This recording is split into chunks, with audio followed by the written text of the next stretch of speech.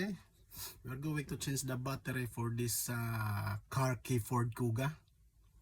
Yep, that is for Ford Kuga, and then it is easy to change as long as you have this battery. The new battery that I put it is around CR2025. CR2025, it is 3 volts, and then you need to have this one as well, screwdriver.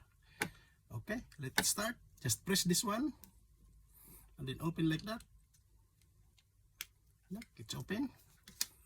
And then the manual emergency key is here. You know, we need to remove it.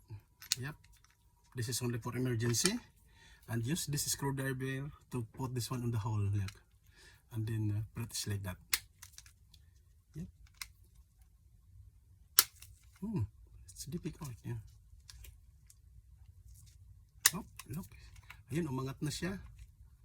Pwede mo nang ganunin. Okay, ayan na. Ayan na ang baterya niya. Tapos gamitin mo rin ito para matanggal. Ayan.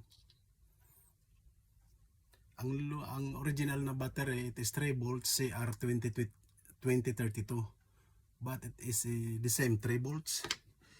I'm going to change for the CR2025 3 volts. Yeah, and then I put that one there. Okay, and then put it back.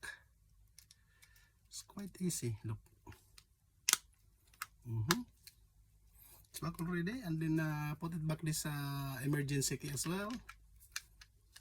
Okay, and put it back this one. All right, and